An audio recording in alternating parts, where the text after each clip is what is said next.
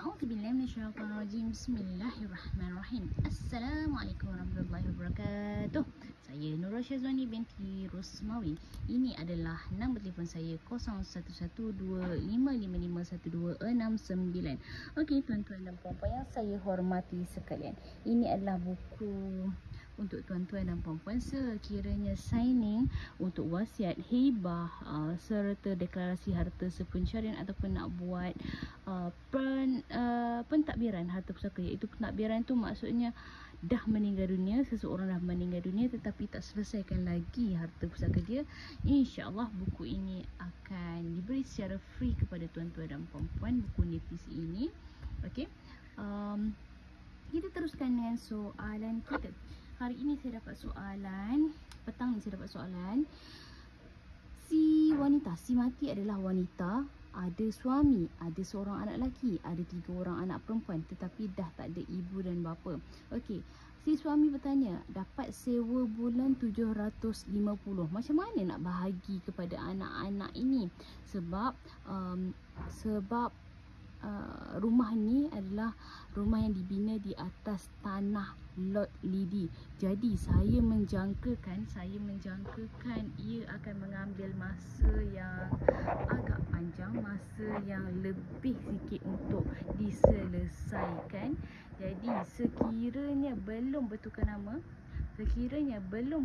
nama kepada ahli-ahli waris faraid, selagi itulah sewa rumah ini perlu dibayar mengikut faraid. Tetapi sekiranya contohnya rumah ni telah ditukar nama kepada suami, maka itu adalah hak suami 100%. Ataupun kalau contohnya tukar kepada anak lelaki, anak perempuan, jadi itu adalah hak mereka. Okey, kita tengok untuk pengiraan. Okey, bismillahirrahmanirrahim. Untuk seperti ini kita tengok suami, anak lelaki, anak perempuan seorang, 2, 3. Okey, kita tengok seperti ini dan kita buat pengiraan. Suami dapat berapa? Suami dapat 1/4. Kerana apa suami 1/4? Kerana si mati ini ada anak dan selebihnya adalah dapat kepada anak-anak sebagai asobah bil ghairi. Asobah disebabkan ada orang lain, disebabkan ada anak lelaki ni, maka anak perempuan ni dapat asobah. Okey, untuk anak lelaki dapat 2 bahagian, anak perempuan 1, 1, 1.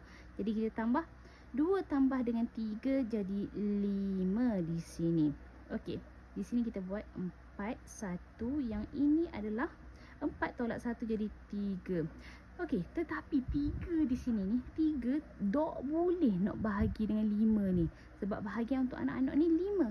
Jadi kita kena darabkan di sini. 4 darab dengan 5 jadi 20. Yang ni pun darab dengan 5 jadi 5 di sini. Yang ni 2 darab dengan 3 jadi 6. 1 darab dengan 3, 3 untuk setiap anak perempuan. Bila kita tambah 6, 7, 8, 9, 10, 11, 12, 13, 14, 15 tambah dengan 5 jadi 20. Jadi betul lah jawapannya untuk setiap ahli waris ini. Tetapi kita nak bahagikan untuk rumah sewa ni. Rumah sewa ni 750. Jadi macam mana nak kira dia, Syazwani?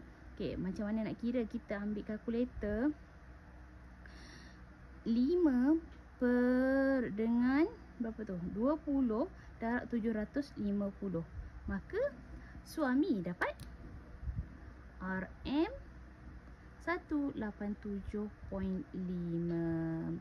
Untuk anak lelaki 6 per 20 darab 750, 225 untuk anak lelaki. Anak perempuan 3 per 20 darab 750.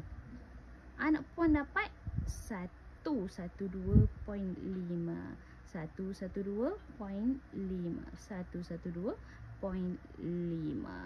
Jadi ini adalah jalan penyelesaian untuk kes faraid di mana seorang wanita meninggal dunia, dia ada suami, dan anak perempuan 3 orang serta serta anak lelaki seorang.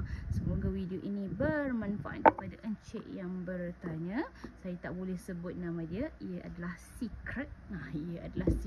Semoga encik mendapat penyelesaian untuk kes ini. Jadi saya mencadangkan kepada semua, selesaikanlah untuk kes Faraid, untuk kes yang telah meninggal dunia ini, dan buatlah pentadbiran sekarang, sebab takut apabila berlaku kematian pula, contohnya ada pula anak lelaki ke meninggal, anak perempuan ke meninggal, dia jadi lagi payah, dia lagi jadi sukar, dia jadi kes munasaqat. Jadi buatlah pentadbiran, buatlah penyelesaian untuk kes Lot Lidi ni. Kena tanya peguam, kena tanya macam mana nak tukarkan nama daripada nama owner tu, nak tukar kepada nama pembeli itu. Sebab Lot Lidi ni setahu saya ia tidak diiktiraf. Wallahualam, saya tak tahu. Tapi cubalah selesaikan dengan peguam yang tuan-tuan dan puan-puan berurusan.